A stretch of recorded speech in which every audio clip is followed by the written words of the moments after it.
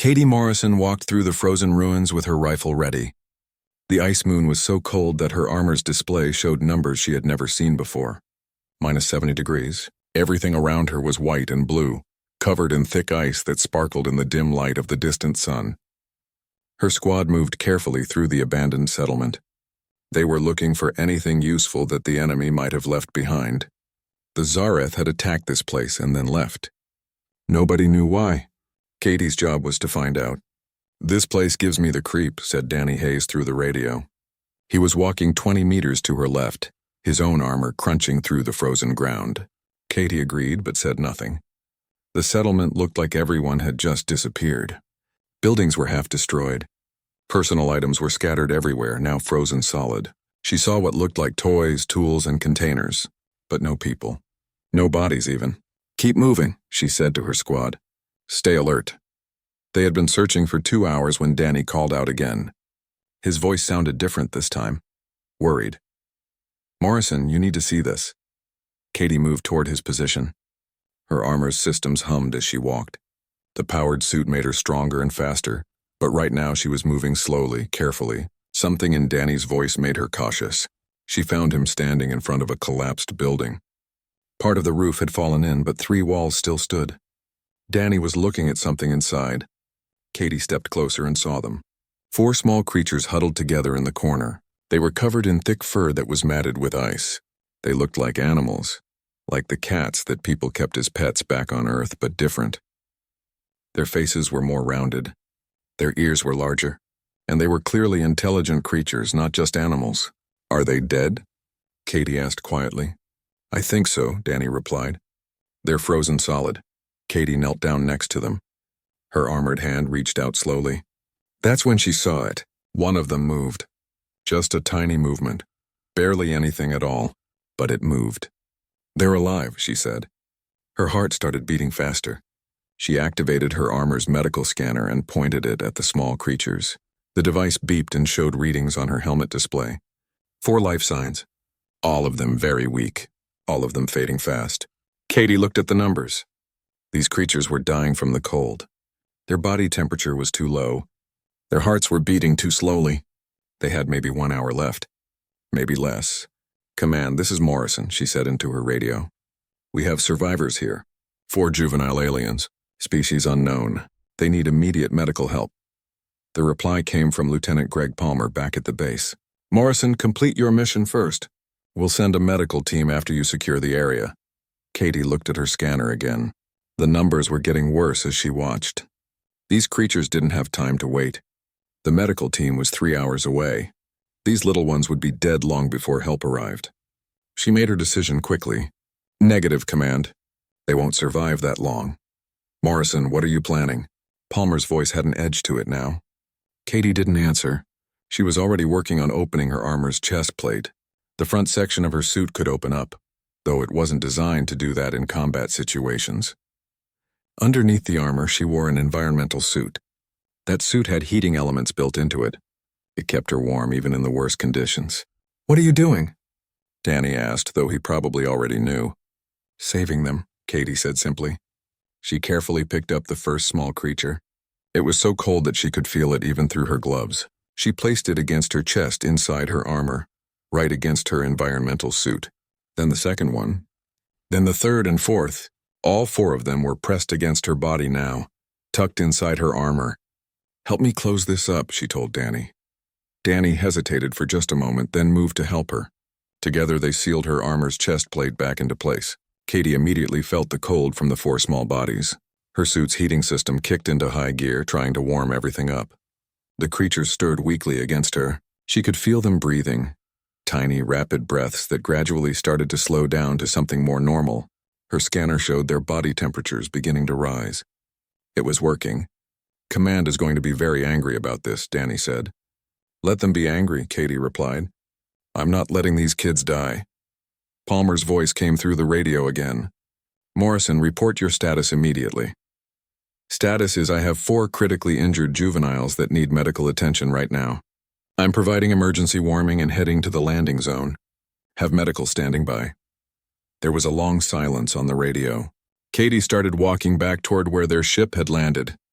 The extra weight of the 4 creatures wasn't much, but her armor had to work harder to keep everything warm. She could feel the drain on her power systems. Finally, Palmer spoke again. His voice was formal and careful.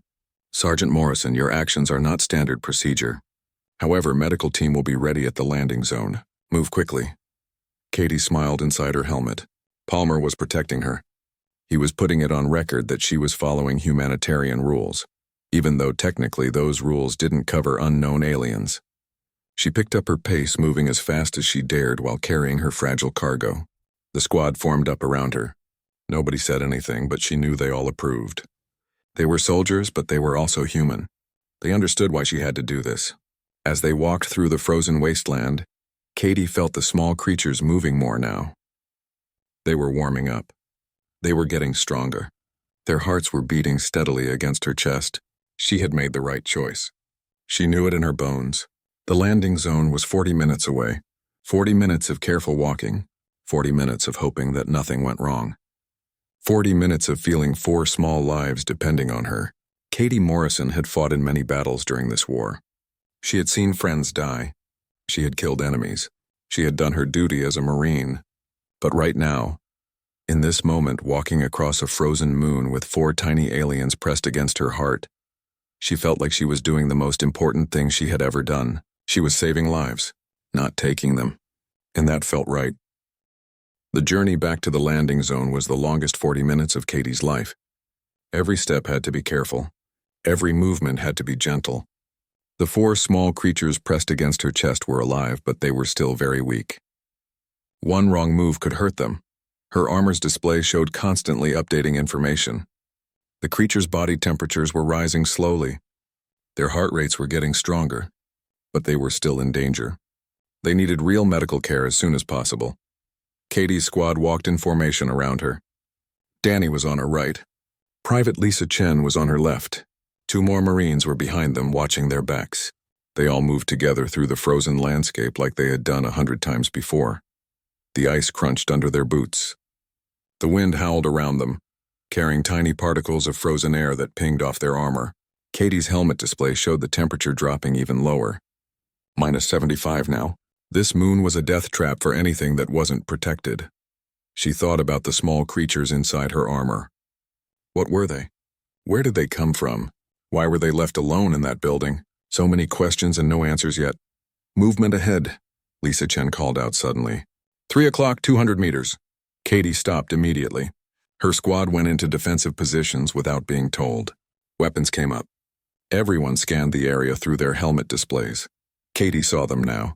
Several figures moving through the ruins. They were tall, maybe 2 meters high. They walked on 2 legs like humans. They were covered in thick fur similar to the small creatures Katie was carrying. Her threat assessment system tagged them as unknown but potentially dangerous. "Hold your fire," Katie ordered. "Let's see what they want." The figures came closer. They moved carefully, their hands raised up high. Katie recognized it as a peaceful gesture. They were showing they weren't holding weapons. There were 3 of them. As they got closer, Katie could see them more clearly. They looked like larger versions of the cubs she was carrying. Same fur pattern. Same general body shape. Same large eyes that seemed to show intelligence and emotion. One of them stepped forward. It made clicking and whistling sounds. Katie couldn't understand it, but it was clearly trying to communicate. "Danny, get the translator working," she said. Danny pulled out a portable translation device. It was AI-powered and could learn new languages quickly. The device listened to the alien sounds and started processing them. After a moment, a computer voice spoke through their helmet radios. "Young ones. You have young ones, please, they are ours." Katie felt her chest tighten. These were the cubs' parents. They had come back for their children. "The cubs are alive," Katie said slowly, letting the translator convert her words into clicks and whistles. They were freezing. "I'm keeping them warm. We're taking them to our medical facility." The 3 aliens talked among themselves in their clicking language. The translator struggled with some of the words, but Katie got the general idea. They were grateful, but they were also scared. Scared of the humans. Scared they might never see their young ones again. Katie understood that fear. She had seen what fear looked like in 100 different species across a dozen different worlds. These beings had just watched their home get destroyed. They had lost their children in the chaos. Now strange aliens in armor were telling them everything would be okay. Of course they were scared. She made a decision. You can come with us. Our doctors will help the cubs. You can stay with them the whole time. Morrison, you don't have authorization for that. Palmer's voice came through immediately on her private channel. Sir, with respect, these people just lost everything. The Zareth destroyed their home and left their children to die. We're supposed to be the good guys. We help people. That's what we do. Another long pause. Katie waited. The three aliens waited. Her whole squad waited. Finally, Palmer spoke again. Proceed with escort, Sergeant. But this is definitely going in your file. Yes, sir. I understand. Katie turned back to the aliens. You can come with us. My name is Katie Morrison. What are your names? The translator worked on their responses. The one who had spoken first said her name was Sheila. The other two were Corvin and Mika. Through gestures and the translator's help, Katie learned that Sheila and Corvin were the parents of two of the cubs. Mika was a community elder who had come to help search for the lost children. How many children were you looking for? Katie asked as they started walking toward the landing zone again. 4, Sheila replied through the translator. We thought they were all dead. We came back to find their bodies so we could honor them properly. Katie felt the small bodies moving against her chest. They're not dead. They're getting warmer. I think they're going to be okay. Sheila made a sound that the translator didn't convert, but Katie understood it anyway. It was the sound of relief, of hope, of a mother who thought her children were lost forever and now had a chance to hold them again. They walked together across the frozen moon. Humans and aliens side by side. The squad kept their weapons ready just in case, but the tension had dropped. These weren't enemies. These were just people trying to save their children. Katie felt one of the cubs move more strongly against her. It made a small sound, muffled by the armor but clearly audible. Sheila heard it too. She made an urgent clicking sound. That's Kiva, the translator said. She's asking if that's her daughter Kiva. I don't know their names yet, Katie admitted. But yes, one of them just made a sound. I think they're waking up. More clicking sounds from Sheila, faster now, more emotional. The translator struggled to keep up. Thank you. Thank you. You saved her. You saved them. Why? Why would you help us? You don't know us. Katie thought about how to answer that. She thought about all the training she had received, all the missions she had completed, all the enemies she had fought. But the answer was actually very simple. Because they needed help, she said. That's enough reason. They reached the landing zone 20 minutes later. The medical team was already there, equipment ready. The ship's doctor, Henry Brooks, stood waiting with 2 medical technicians. He looked surprised when he saw the 3 aliens following behind Katie's squad, but he didn't ask questions. He was focused on his job. Let's get those cubs out of there, he said, gesturing to a portable medical station his team had set up. Katie carefully opened her armor's chest plate again. The 4 small creatures were much more active now. They squirmed and made small sounds as Katie lifted them out one by one. Their fur was still damp but no longer frozen. Their eyes were open, looking around with confusion and fear. Sheila and Corvin rushed forward, making urgent clicking sounds. The cubs responded immediately, their small voices joining their parents. Katie didn't need a translator to understand what was happening. It was a reunion. A family torn apart was coming back together. Dr. Brooks and his team worked quickly, checking each cub with medical scanners and instruments. Katie watched, still feeling the cold spots on her chest where the cubs had been pressed against her. It felt empty now. Strange how quickly she had gotten used to carrying them. The medical bay aboard the Resolute was warm and bright, a sharp contrast to the frozen moon they had just left. Katie stood near the wall watching as Dr. Brooks and his team worked on the 4 cubs. She had removed her helmet but kept the rest of her armor on, standard procedure when aboard ship during a mission. The cubs were laid out on examination tables that had been adjusted to their small size. Medical equipment beeped and hummed around them. Brooks moved from one to the next with practiced efficiency, his hands quick but gentle. His team followed his orders without hesitation, preparing medicines and adjusting equipment. The 3 Velhari adults stood nearby, watching everything with obvious anxiety. Sheila kept making soft clicking sounds toward the cubs, who responded with their own small noises. Katie didn't need the translator to understand. Those were comfort sounds. A mother telling her children that everything would be okay. Their core body temperatures are rising nicely, Brooks announced after several minutes. No signs of permanent damage from frostbite. Blood circulation is improving. Heart rates are stabilizing. He looked over at Katie. Whatever you did, Sergeant, it worked. Another hour in that cold and we would have lost them. Katie felt relief wash over her. She hadn't realized how tense she had been until that moment. They're going to be okay then? They should make a full recovery, Brooks confirmed. We'll need to keep them here for observation for a few days, but yes, they're going to be fine.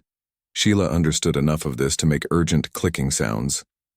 The translator converted it. We can stay with them? We won't be separated. Brooks looked at Katie, then at the Velhari. Of course you can stay. They're your children. We're not going to take them away from you. More clicking sounds, these ones different. The translator said they were expressing gratitude. Sheila approached Katie, moving slowly. She reached out with a furred hand and gently touched Katie's armored arm. You saved them, Sheila said through the translator. You could have left them to die. You could have walked away. Why did you help? We are strangers to you. Katie looked at the 4 small cubs on the tables. They were awake now, looking around with large, curious eyes. Despite everything they had been through, they seemed alert and interested in their surroundings. Young and resilient. Because they're children, Katie said simply. Because they were in trouble and I could help. That's what we're supposed to do. Help people who need it. Sheila made a sound that didn't translate, but Katie thought she understood it. It was the sound of someone having their faith in the universe restored even just a little bit. The door to the medical bay opened and Commander Lisa Vaughn walked in. She was the captain of the Resolute, a tall woman with short gray hair and sharp eyes that missed nothing.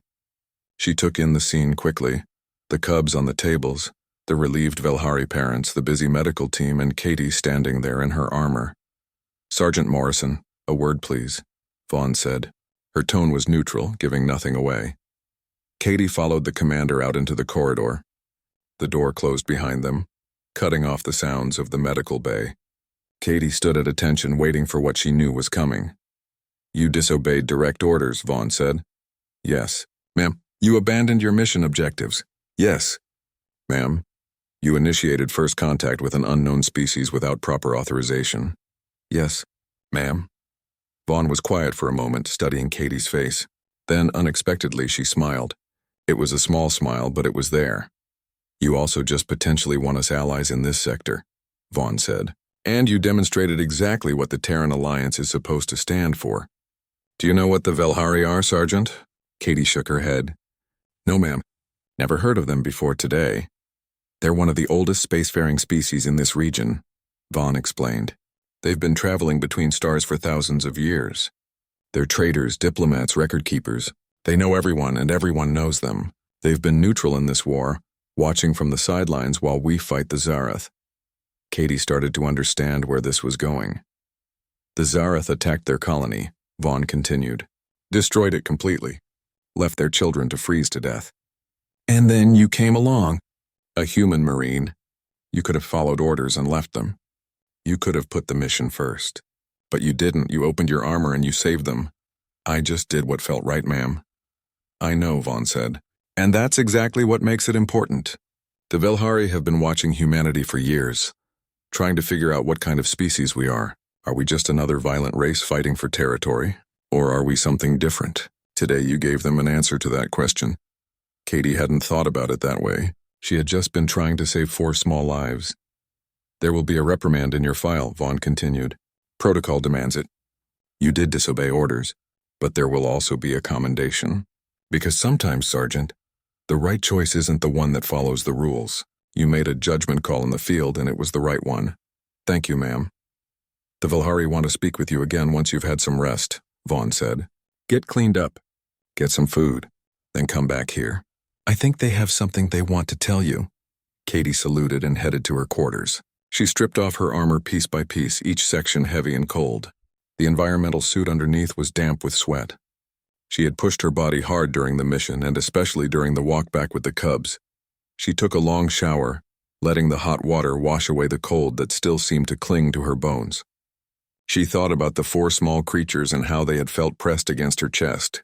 She thought about Sheila's gratitude and the relief in her voice. She thought about what Commander Vaughn had said about the Velhari being watchers and record keepers. After the shower, she put on a clean uniform and went to the mess hall. She ate quickly, barely tasting the food. Her mind was elsewhere. She kept seeing those 4 small frozen bodies huddled together in that ruined building. She kept feeling them stir against her as they slowly came back to life. Danny found her there. He sat down across from her with his own tray of food. "You're famous," he said with a grin. "The whole ship is talking about you." The Marine who carried alien babies inside her armor. "They're not babies," Katie corrected. "They're cubs. And I didn't carry them for fun.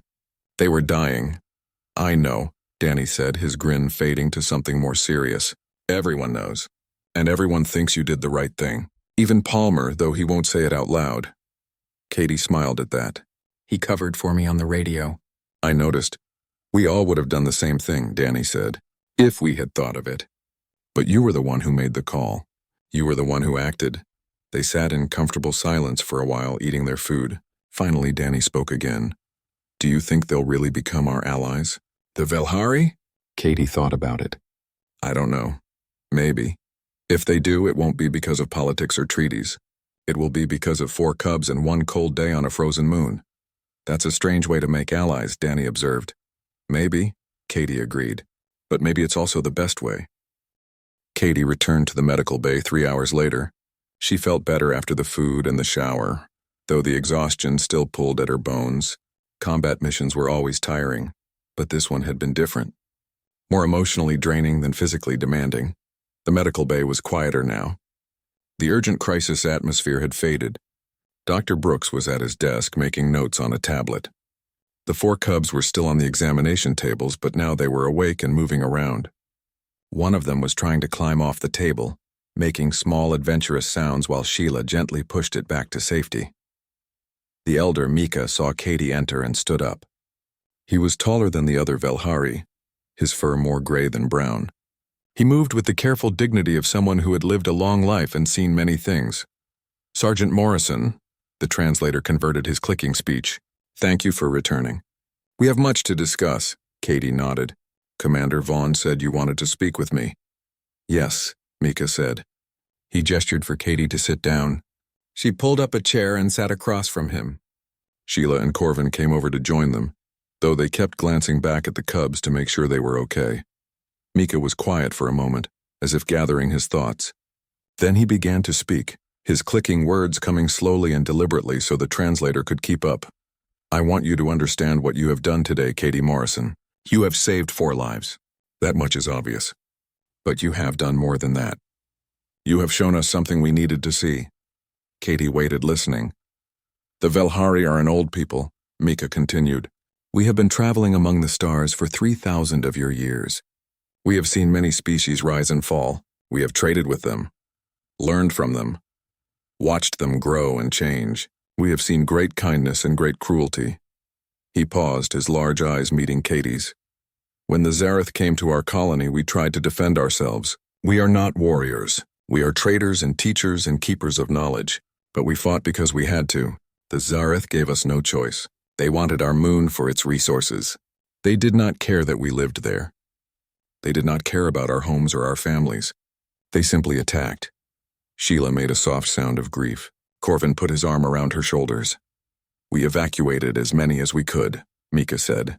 "But in the chaos, some were left behind. 4 of our young ones were in an emergency shelter. Their parents tried to reach them, but the Zareth were everywhere, burning everything. We had to leave.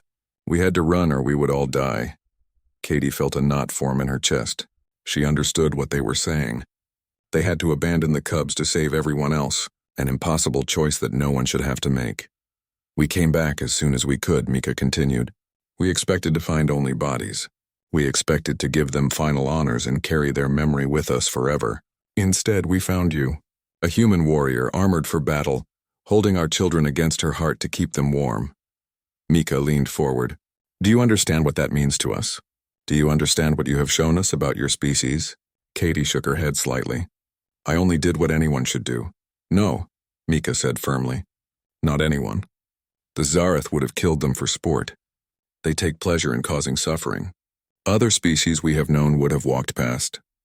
They would have said it was not their problem, not their concern. But you, Katie Morrison, you stopped. You opened your armor. You gave them your warmth. You risked punishment from your leaders. You brought us to be with them. You showed us that humans have not lost their compassion even in the middle of a terrible war. He reached into a pouch at his side and pulled out something small. It was a crystal, clear and bright about the size of Katie's thumb. It seemed to glow with its own inner light. This is a memory stone, Mika explained. It is a treasure of the Vilhari people. We use them to record important events, important moments in our history. This stone will tell the story of today, of what you did, of how 4 cubs were left to freeze and how a human sheltered them in her armor. He held the stone out to Katie. She took it carefully, feeling its weight in her palm. It was warm to the touch, almost alive. This story will be shared among all Vilhari, Mika said. It will be told to our children and our children's children. They will know your name. They will know what you did. And they will remember that when the Zareth showed us cruelty, humans showed us kindness. Katie didn't know what to say. She looked at the crystal in her hand, watching the light move inside it. There is more, Mika said. The Vilhari have been neutral in this war. We have watched humans fight the Zareth, but we have not chosen a side. We did not want to be involved. But today you have given us a reason to choose. He stood up, his posture formal now. The Vilhari will stand with the Terran Alliance against the Zareth Empire. You have earned not just our gratitude, but our loyalty. We may not be warriors, but we have other gifts. We have knowledge. We have connections across many worlds. We have resources. All of this we will share with humanity. Katie stood up as well, understanding the importance of this moment. I don't speak for my government, she said carefully. I'm just a soldier. We know, Mika said. But you speak through your actions. And your actions have told us everything we need to know about what kind of people humans are. Sheila came forward now. She was carrying something wrapped in soft fabric. We have one more request, she said through the translator. The 4 cubs whose lives you saved. They have been asking for you. They know you as the Warm One. They want to see you before we transfer to the Vilhari fleet. Would you visit with them? Katie felt her heart warm. I would love to. Sheila unwrapped the fabric and showed Katie what was inside. 4 small items, each one made of woven material in different colors. These are naming bracelets, Sheila explained. Each cub wears one. It tells their name and their family. We want you to have copies of them, so you will always remember their names. She pointed to each bracelet as she spoke. This is Kiva, this is Mira, this is Talon, and this is Rove. Remember them, Katie Morrison. Remember the lives you saved. I will, Katie promised. I'll never forget them. She took the bracelets and put them carefully in her pocket next to the memory stone. Then she walked over to where the 4 cubs were playing on the examination tables under Dr. Brooks's watchful eye. They saw her coming and immediately started making excited clicking sounds. Kiva, the smallest one, reached out with tiny paws. Katie let her grab onto her hand. The cub's fur was soft and warm now, completely different from the frozen, dying creature she had found just hours ago. The other 3 crowded around, all trying to touch her at once. Katie laughed. It was a real laugh, something she hadn't done in weeks. The cubs were so full of energy and life. They climbed on her arms, chirping and clicking. They had no idea how close they had come to death. They just knew they were alive and safe and surrounded by family. Dr. Brooks smiled from his desk. They've been waiting for you. They kept looking at the door every time it opened. Katie sat down on the floor and the 4 cubs immediately swarmed her. They were gentle but curious, investigating her uniform, her hair, her hands. Sheila and Corvin watched with obvious pleasure, making soft parental sounds. For a little while, Katie forgot about the war. She forgot about missions and orders and the weight of her armor. She just sat on the floor of a medical bay playing with 4 small aliens who were alive, because she had made one simple choice: to help when help was needed. 3 days passed quickly aboard the Resolute. Katie went about her normal duties, training with her squad, maintaining her equipment, and writing reports about the mission. But every evening, she found herself back in the medical bay, visiting the 4 cubs. They were recovering remarkably well. Dr. Brooks said their species had strong natural healing abilities, which explained how they had survived as long as they did in the freezing cold. Each day they were more active, more playful, more curious about everything around them. Kiva was the adventurous one, always trying to explore new places. Mira was quieter, preferring to watch and learn. Talon loved to play fight with his siblings, and Rove was the talkiest, constantly making clicking and whistling sounds that kept the translator busy. Katie learned more about the Velhari during these visits. She learned that they lived in large family groups, that they valued education and knowledge above all else, that they had never started a war in their entire recorded history. They were peaceful by nature, preferring to trade and talk rather than fight. That's why the Zareth attack hurt us so badly, Mika explained one evening. We were not prepared for such violence. We thought we could negotiate. We thought they would listen to reason. The Zareth don't negotiate, Katie said quietly. I'm sorry you had to learn that the hard way. Mika nodded his large head. Many of our people died. Many families were separated. These 4 cubs are not the only children who lost their homes. There are hundreds of refugees scattered across different worlds now, trying to rebuild their lives. What will you do now? Katie asked. We will gather our people, Mika said. We will find a new home, and we will help the Terran Alliance fight the Zareth. Not with weapons, we are not warriors, but with information, with resources, with the connections we have built over thousands of years. On the 3rd evening, Katie was sitting on the floor of the medical bay with the 4 cubs climbing over her like she was a piece of playground equipment. Talon was trying to climb onto her shoulders. Rove was investigating her boots with great interest. Mira and Kiva were playing some kind of chasing game around her. Commander Vaughn walked in and stopped at the door, a small smile on her face. Sergeant Morrison, you've been adopted, Katie grinned. Seems like it, ma'am. The Velhari fleet has arrived, Vaughn said. They'll be transferring to their ships tomorrow morning. I thought you'd want to know. Katie felt a twist of sadness. She had known this was coming, but she had gotten attached to the cubs and to their families. In just 3 days, these aliens had become important to her. Thank you, ma'am, she said. After Vaughn left, Katie sat quietly while the cubs played. Sheila came over and sat beside her. You're sad, Sheila observed. The translator had gotten much better at handling Velhari speech over the past few days. You will miss them. Yes, Katie admitted. I will. They will miss you too, Sheila said. You saved their lives. You are part of their story now, part of our family story. We do not forget such things. I'm glad I was there, Katie said. I'm glad I could help. You did more than help, Sheila said. You changed everything. Because of you, the Velhari will fight alongside humans. Because of you, hundreds of my people have hope again. They know that there are good people in the universe who will help when help is needed. That night, Katie lay in her bunk and thought about everything that had happened. She thought about the frozen moon and the collapsed building. She thought about finding those 4 small bodies, so still and cold. She thought about the moment she had decided to open her armor, to share her warmth. It had seemed like such a small thing at the time, just a simple choice. Help them or leave them. There hadn't been any debate in her mind. They needed help. She could provide it. So she did. But that small choice had created ripples. The cubs lived because of it. Their parents had their children back. The Velhari had decided to join the war against the Zareth. Other species would hear the story and learn something about humanity. Katie pulled out the memory stone that Mika had given her. It glowed softly in the darkness of her quarters.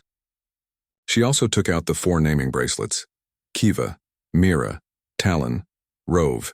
She would remember them forever. The next morning came too quickly. Katie stood in the shuttle bay with her squad as the Velhari prepared to transfer to their fleet. Several large ships were visible through the bay doors, elegant vessels that looked nothing like the military ships Katie was used to. The 4 cubs were saying goodbye to Dr. Brooks and his medical team. They had grown fond of the human doctor who had helped heal them. Brooks knelt down and let them swarm over him one last time, his professional demeanor cracking into a genuine smile. Then they came to Katie. All 4 of them rushed toward her, clicking excitedly. She knelt down and let them climb into her arms. They were so much stronger now, so healthy and full of life. It was hard to believe these were the same half-frozen creatures she had found just 3 days ago. Be good, she told them, even though they couldn't understand English without the translator. Grow up strong. Live good lives. Kiva made a sound that the translator converted as warm one. It was what they called her. Not her name, but her description. The human who had kept them warm when they were cold and dying. Sheila came over and gently collected her children. "We will not forget," she said to Katie. "Never." Mika was the last to say goodbye. He placed his furred hand on Katie's shoulder, and what she had learned was a Velhari gesture of deep respect. "The story of this day will spread," he said. "Other species will hear it. The Zareth will hear it too. They will know that humans do not just make war. Humans also save lives. Even the lives of strangers. Even the lives of aliens they have never seen before." He paused, then continued. "That will matter in the days to come. Wars are not just won with weapons, Katie Morrison. They are also won with hearts. Today, you have won many hearts for humanity." Katie watched as the Velhari boarded their shuttle. The 4 cubs were looking back at her, pressing their faces against the transparent door. She waved at them. They waved back with their small paws. Then the shuttle door closed, and they were gone. The shuttle lifted off smoothly and flew out through the bay doors toward the waiting Velhari fleet. Danny stood beside Katie, watching the shuttle go. "You okay?" he asked. "Yeah," Katie said. "I'm okay. I'm glad they're safe." "You did a good thing," Danny said. "A really good thing." Katie thought about it. "I just made a choice. I saw someone who needed help, and I helped. That's all." "That's everything," Danny corrected her. Later that day, Katie was called to Commander Vaughn's office. She entered and stood at attention, expecting another talk about protocols and procedures. Instead, Vaughn handed her a data pad. "This just came in from Alliance Command. Read it." Katie read the message on the screen. It was from the highest levels of the Terran Alliance government. They had received word from the Velhari about what had happened on the frozen moon. The message thanked her for her actions and confirmed that the Velhari had officially joined the Alliance as partners in the war against the Zareth. "You've made diplomatic history, Sergeant," Vaughn said. "First contact species alliance, all because you refused to leave 4 cubs to die." "I just did what felt right, ma'am." "I know," Vaughn said, "and that's exactly why it worked. The Velhari didn't join us because of treaties or negotiations. They joined us because they saw humanity at its best. They saw someone who put lives ahead of orders, compassion ahead of protocol." She leaned back in her chair. "The reprimand is still in your file. So is the commendation. But there's something else now too. The Velhari have requested that you be designated as their official liaison. They want you to be the connection between their people and ours." Katie was surprised. "Ma'am, I'm not a diplomat. I'm just a Marine." "You're the Marine who saved their children," Vaughn said. "That makes you the perfect liaison. You don't have to accept. But think about it." Katie left the office with her mind spinning. A liaison. A bridge between 2 species. It wasn't what she had planned for her career. But then again, she hadn't planned to find 4 frozen cubs on a desolate moon either. That evening she stood in the observation lounge looking out at the stars. The Velhari fleet was still visible in the distance, preparing to jump to their next destination. Somewhere on those ships, 4 cubs were playing and learning and growing up. They were alive because she had made one choice on one cold day. Katie touched the memory stone in her pocket. She thought about what Mika had said. That the story would spread. That it would matter. Maybe he was right. Maybe one act of kindness could ripple out and change things. Maybe in a galaxy torn apart by war, the small moments of compassion were the most important ones. She didn't know what the future would bring. She didn't know if she would take the liaison position or stay with her squad. She didn't know how the war would end or what would come after. But she knew one thing for certain. If she ever found herself in a similar situation, if she ever found someone who needed help, she would do exactly the same thing. She would stop. She would help. She would make the choice that saved lives instead of following orders that would let them die, because that was what being human meant to her.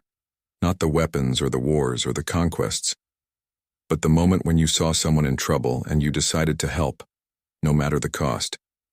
That was humanity at its